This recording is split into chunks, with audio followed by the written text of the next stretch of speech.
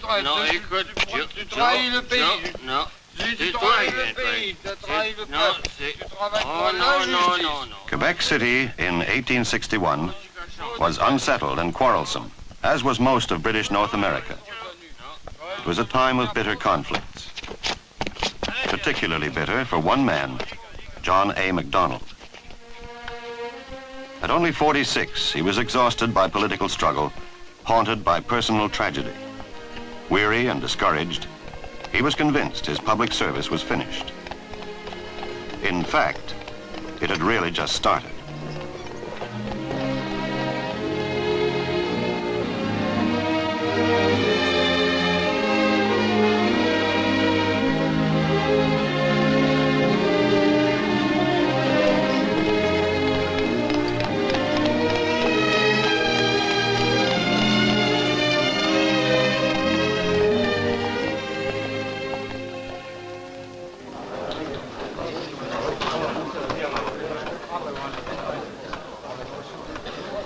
The April session of the Parliament of Upper and Lower Canada was a stormy one. Deep divisions plagued the two Canadas. It seemed a time for young nations to explode apart. Canadians, public and parliamentarians alike, were appalled by the civil war being waged over the border in the American states. Yet shocked as they were by this bloody example of disunity, they seemed powerless to preserve the smaller union of the two Canadas. This was the scene against which a discouraged politician began to play out his greatest role. John A. Bill Burton, my dear sir. What? All the way from Kingston? To report this debate for the paper myself. Ha! What's going to come of all this, John? Elocution, Bill. Elocution and, wind. Tell me, how did that trouble of yours work out? Trouble? And Mr. Sears threatened to sue you because your son Ted raided his apple tree. Did he? No, I'd forgotten that. Fancy you're remembering a thing like that. Oh. That was during the... Yes, that was during Isaac's funeral. Bill, a good memory is a mixed blessing. I'm sorry, I shouldn't have reminded you. I think for all the time these days, you should have done more for her. How could anyone have done more? They could have quit politics, kept to the law, stayed at home during the bad years. So often I left her to suffer in loneliness, to fight these empty battles that they never won. You did everything possible for her. You couldn't quit. You're indispensable. No one is indispensable. Who else could have managed a working relationship between Upper and Lower Canada? Without your leadership, there would have been no government. And for every compromise, I'm a scoundrel. Well, tonight we need another compromise to please nobody. Compromise now? Surely you must give in on this question. The personal attacks on you for resisting have never been so vile. Have you seen the Globe? Let nothing surprise you, especially what you read in the Globe. Doesn't surprise me, it horrifies me. Only the custom. Here's something to horrify you. Civil war in the States. Brother against brother, killing each other. John, what will you do? Follow this, if I may. Of course. Good to see you again, Bill. John, they're all waiting to hear what you'll say tonight. They claim you'll try to evade the whole issue. Shall we meet later? I know an excellent restaurant. I've got good stories to tell you. We'll talk till breakfast. Ah, Monsieur Burton of Kingston. Monsieur Marchand. You on the rush tonight? Yes, I'll sit with you in the press gallery, if I may. Naturally, a pleasure. Shall we go up? Let this House be warned. If this country is to be one and not two, then we must have representation in Parliament as if it were one and not two. Oh, it's in June tonight. Watch him roast MacDonald. We are not two countries, each sending an equal number of delegates to a conference as if each had the same problems and the same population. We are one country, and we demand justice for everyone, and that means we demand representation by population. The time is past for the ministerial party to take refuge in shiftiness and trickery and evasion.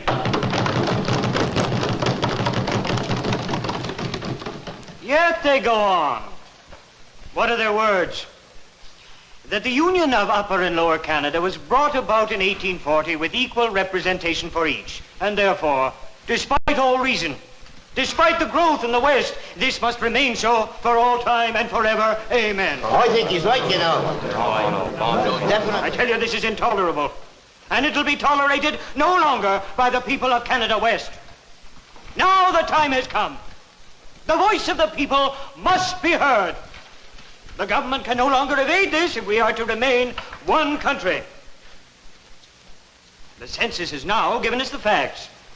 The facts can no longer be denied. Here are the facts. The population of Upper Canada is now greater than that of Lower Canada by some 300,000. What does this mean under our present system of equal representation? It means that the West contributes 3 pounds of taxation for every 1 pound from Lower Canada. It means that we have 300,000 citizens without representation, without a voice in their own affairs. And yet the government tries to pretend that these 300,000 souls do not matter. Here, here. MacDonald's not laughing for a change. While the ministers from Canada West betray their principles, their duties to the West where they're elected for the sake of alliances with the East. And why do they do this? Because they will say, we are so evenly divided that it is... How does he expect to win government support for that sort of rubbish? Un emmerdeur professionnel. Humorless bored, Oliver Mullen. A brilliant man with a great future. He doesn't make levity of serious affairs. No, he leaves the joking to your John A. Every time that MacDonald wit will demolish a gwint. Oh, you know the gentleman from the Toronto Globe. The Globe? An honest newspaper, sir. The Rattlesnake is also honest. Those who disagree and speak the truth are poisonous. One government leader Tonight I notice MacDonald is feeling the bite. says their votes are no more to be considered than so many codfish in When his health failed after his wife died, all your paper could talk about was drunkenness. You don't care how you slander him. We expose a weak charlatan who corrupts government, and you call it slander. I wonder that we have a single honorable man left in government with the wolves that slander their reputations. I wonder he doesn't wash his hands of public affairs. When we have representation by population, we'll have a Western majority, and we'll wash our hands of John A. MacDonald. And of Lower Canada as well? Do not think, sir, that the East will ever allow it. Either way, I'll predict that your man John A. has no future in this country's politics. MacDonald is speaking. Let's watch him wriggle.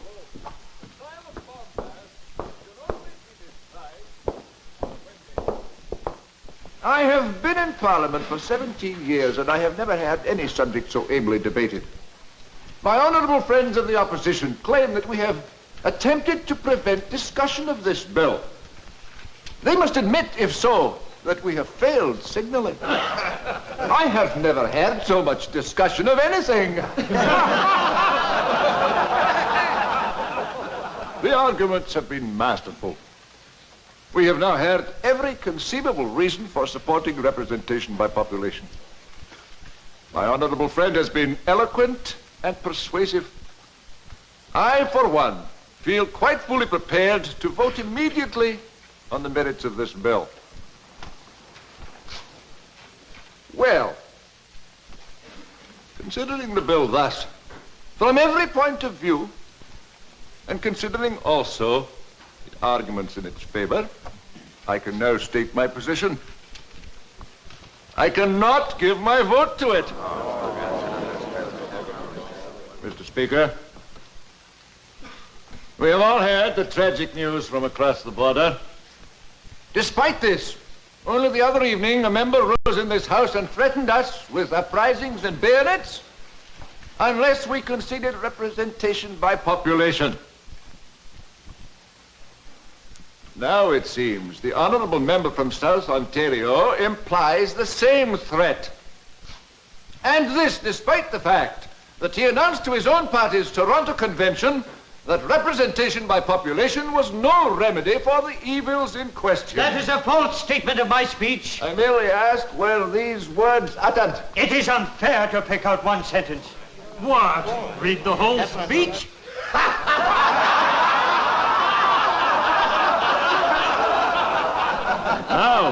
or principles in which they are not sincere.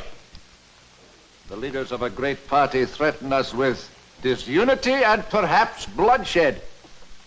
They should consider the effect of their words on the people. But at least we are in agreement that the bill is no remedy. Then what is the remedy? Can you do better?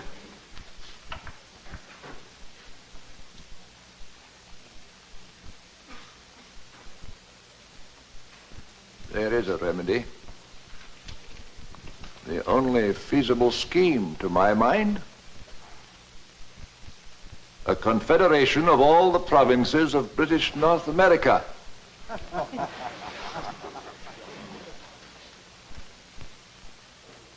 England will be the center, surrounded and sustained by an alliance not only with Canada, but with the Australasian colonies and all her possessions. There will thus be affirmed an immense confederation of free men. The fox is out of tricks. Tricks? He can't hold together the province of Canada, so he goes on to unite the world.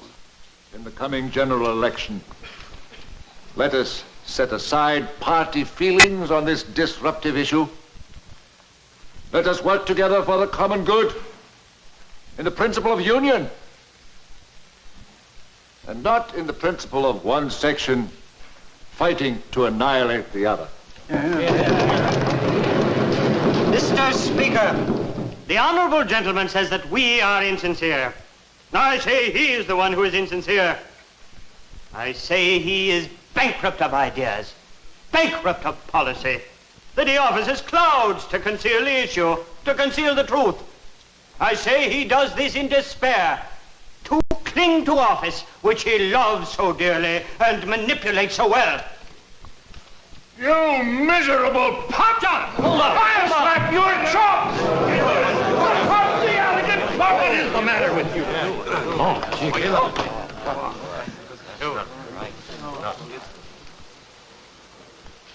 Pup, is it?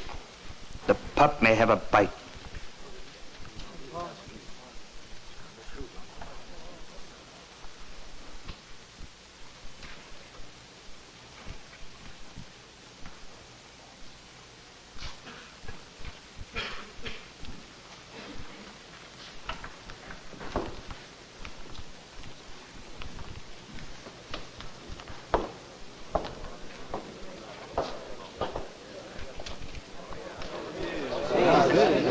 Humiliating me in the house, in public, before the country. He's gone too far. Mr. Maud, if I may make a suggestion. Yes? MacDonald has always won in Kingston because he had no effective opposition. Well? You, sir, are the son of a respected Kingston family, as a leading figure in the Reform Party, with the full power of the party behind you. And at this critical time, you could be the one to eliminate MacDonald from the political scene. You mean I should run in Kingston? It's already in my mind, sir. We've got him out of step with the time, opposing the public will, muttering dreams of Confederation. I'll run, and I'll run him out of Parliament. The pup's on his tail, be sure of that. Good man. Splendid.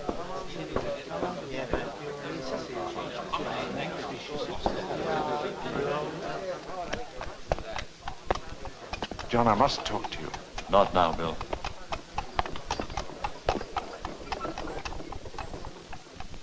They say if you lose your temper, you lose the fight.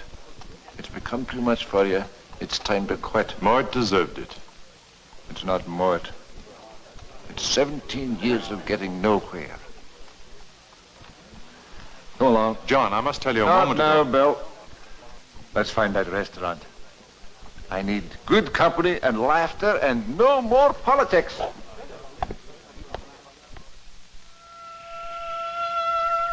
In June of 1861, MacDonald returned to Kingston to fight an election and to visit his family. One of his first acts was to go to the graveyard where his wife was buried, a pilgrimage he and his mother had made so many times.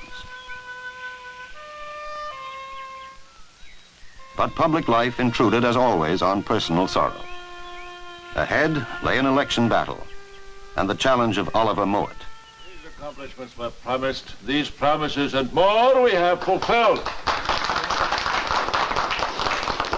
Well, the government party does not appeal to you on the basis of past performance, although this has been considerable.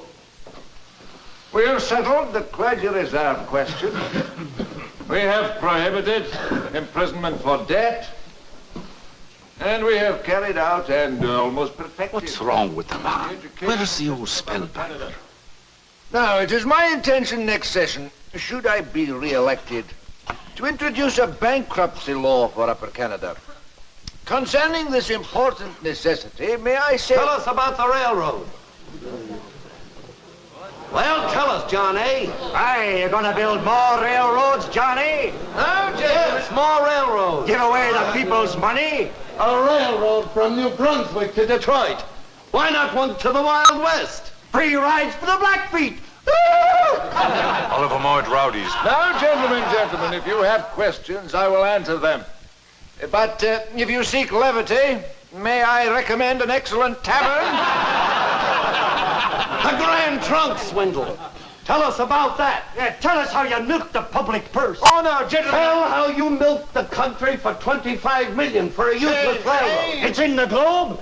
The Grand Trunk swindle. I quote the Globe that would break up the railroad and divide the country and say it was all in the national good. What about the ships rotting in Kingston Harbor and Coburg because of your railroad? And nothing to show for it but debt. What we have to show, sir, are great works that will endure to our children's children. For every pound, so much railroad, so much canal. Tell us how you sold yourself to the lower Canadians. Where do you stand on rep by pop? We want representation. What about our wasted votes? Give us rep by pop. Aye, rep by pop. Rep by pop would divide the country. And furthermore, no government could be formed from either side the House to carry out such a principle. Oliver Mowat says it can be done, and the Grits will do it. We want Oliver Mowat. You deserve Oliver Mowat, but we must protect the innocent. Mowat and rep by pop. Rep by pop. Rep by pop. Rep by pop. Let it be. Sit down and... No, don't hurt the little man. You need cooling off, my friend. So it's sport you want, John A. Come on, lads.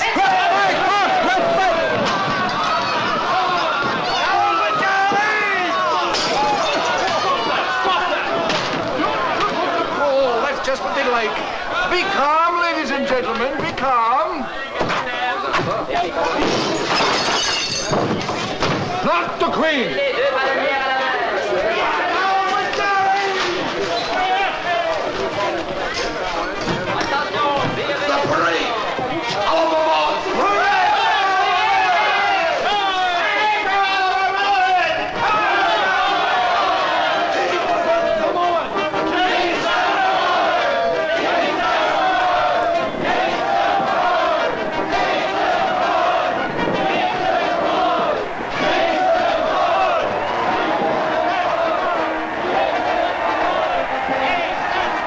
See? They mean to win, John. This is no time for platitudes.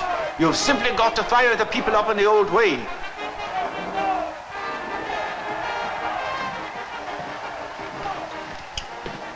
The meeting's over, gentlemen. Shall we dine? Dine? A good squabble whets my appetite. Not a policeman in sight. Oh, they've all gone to the parade.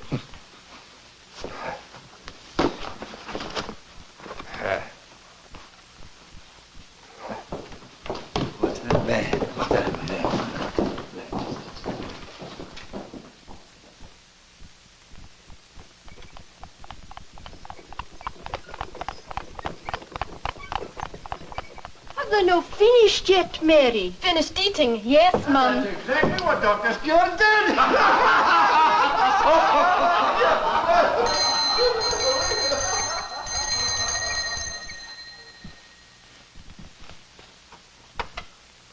Good evening, Mrs. MacDonald. Mr. Burton, you did not come to dinner. I wasn't able to. I'm very sorry. Won't you go in, Mr. Burton? But I just couldn't prevent it. Oh, come in, Bill. I was just telling them about poor Dr. Stewart. A bottomless pit. One funny story after another. 3 hours and 20 minutes without a stop. Sit you down. These are campaign plans? I once defended Dr. Stewart on a libel charge, you know. Dr. Stewart of the Argus. Of the Argus? You never did. Well, he libels you in his rag all the time. Calls you the arch criminal. I defended him in court just the same. I called witnesses to prove that no one ever read the Argus, that no one ever believed anything that was written in it, and therefore no one's reputation could be damaged in any way. Case dismissed. Bless me.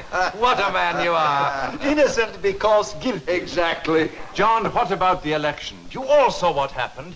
You can't rest now on reciting past performance in office. No. Past performances count for little, you're right. When I look back over my years in public life, I feel what a foolish man I was to enter it. How can you say such a thing? Even a politician has the privilege of speaking the truth. What a man desires is peace and domestic happiness, not exposure to every puny libeler in the land. But with old friends around me, I feel compensated. Gentlemen, I must tell you a story. He'll go on like this until 6 o'clock in the morning, and we'll have nothing to offer the voters. It's about William Weller, the stagecoach mogul, if you remember. Gentlemen, I appeal to you. He's right, but what's to be done? Everything's rep by pop. We're running against the tide. Then we must answer Rep by Pop with a proposal to satisfy the people. What proposal? Well, what about this Confederation thing? Well, Mowat's hoping for that. I heard his reaction in Parliament. No, that would be the worst thing that John could mention right now. But it seems a grand idea, and people will talk about it. Too grand. Bring together all the different British colonies. How? We know it can't be done in this century, and Mowat knows we know it. But I should think a grand idea is better than no idea at all. Mowat and his crowd would use it to denounce John as a tricky scoundrel who doesn't care what he says as long as he's elected. You know how people talk. Confederation may be a platform 100 years from now, but we need something that is practical politics today. And I suggest we face the facts of life. John's always been the man to do that. What facts? Representation by population. Oh, now. Now, wait, O'Connell, you think about it. Support it. Mowat's own platform. King's in this John's town, remember, just so he gives the people what they want. You mean take the election platform right out of Mowat's own blatherskite mouth? It might be just the thing, eh, Burton? Times do change, and we don't want to be left behind. Gentlemen, I have something to say. About William Weller, the stagecoach mogul. Oh, John. When the railroads were closing out his business, his bread and butter, he said, "I am rejoiced to see old things passing away and conditions becoming weller." And so it is with me. Let old things slip away, even if I go with them. Let new things come. But not disastrous things. Representation by population would be a disaster now. If I am to go, it must not be as an advocate of disaster. Then we tell funny stories and lose the election? Gentlemen, if the one real cure for the ills of our time should be impossible, let us go down recommending the impossible. John, not Confederation, please. If we're to suffer, let's make our suffering worthwhile. Imagine if it were to become possible. What a purpose that would give to our lives. The riches of both our oceans, the forests of our east and west joined with our vast prairies, a land secure at last against the American malady that threatens. No, it won't do. Certainly won't. I like the sound of it, I do. Better the grand dream of Confederation than the wild idiocy of Rep by Pop. And who knows? It might not be so impossible. If we should win this election, let's keep it in mind for the right time. At first we must win, and that, it seems, is by no means certain. Now, gentlemen, to tactics. Good man. There's no doubt that Oliver Mowat shows surprising strength. What we must do is hammer away at his weak points while we exploit our strong ones. There was little strength in the issue of Confederation in the 1861 election. MacDonald used it, among others, and he did win. but few voters took to the dubious vision of a new nation. Yet, this tentative idea, born of both political expediency and genuine foresight, rapidly grew in strength and public favor.